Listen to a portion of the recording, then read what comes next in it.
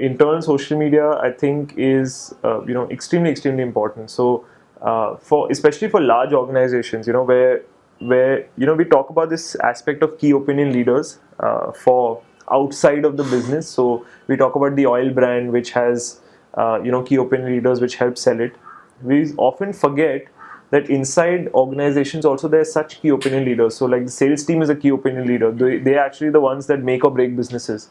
So I think a lot of organizations are doing interesting things in internal social media, whether it's internal contests for sales teams. So we're working with one brand right now which has one company right now which has an internal contest for their sales team, which is in a closed Facebook group, which is about dealer displays. So which sales manager is able to get their dealers to do the best displays offline. And they post those pictures back in that Facebook group, and the ones that get the most likes have a cash prize or iPhones, and the usual stuff that we do for consumers. So that I think is, and it's proving it's proving to be really good because it's a great motivational tactic. So apart from the fact that you really want a prize, you also want to show off about the fact that you're doing great work, and ultimately that leads to the greater good. So I think, there's all sorts of stuff happening here. So we're building sophisticated intranets where we can hold these kind of contests. We're doing this through groups like Facebook. We're also exploring Yammer as a platform and seeing how we can integrate Yammer into sort of these kind of activities, facilitate communications between teams at our own end. As Foxymoron, we've implemented Yammer and we've been reasonably successful at doing so. So we've got each of the teams, sort of having their internal subgroups. There's a lot of chatter and activity going on in each of these subgroups. We're still trying to figure out whether we should let go of our internal Facebook group and just move to Yammer. So I think, collaboration, talking to people, even these small sharing of small jokes, and just building a vibrant community. Just the example of Force India F1 that was given earlier with the fact that you build a community on key opinion leaders and you build a community on loyalists by giving them tags. It's similarly in an organization. So I think it has great motivational. It has great motivational takeaways. It has great,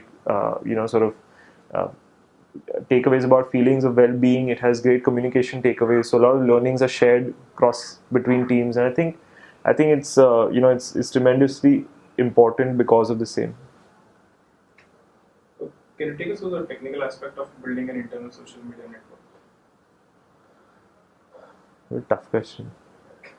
As in, like, what do you want me to say? You want me to, because there's three kinds. Like, one is this whole Yammer piece. Second is an internal Facebook you're group. Doing for Foxymoron, within Foxymoron, the one you're doing. So technically, there's nothing. You just set it up and you create the sub. Or if you want me to talk through the basics of that. Yeah, that will be. Okay, so can you just repeat what it is again? So, the technical aspect of building an internal social media network. Okay, so I think when building an internal social media network, and I'll talk you through the way we've tried to build ours.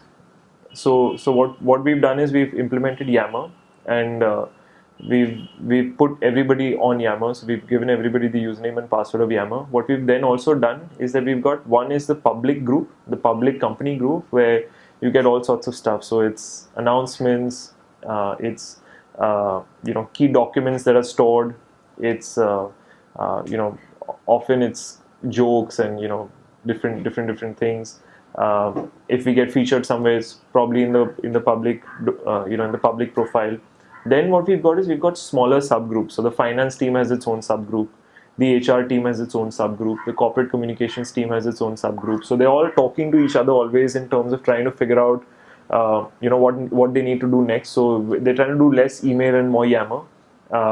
Then each of the operational teams, whether it's the art team, whether it's the sort of the copy team, whether it's the creative team, they've all got their own subgroups where they keep sharing learning, they keep talking about sort of client challenges, and these are sort of often discussed to great length in a very sort of collaborative and non-formal way.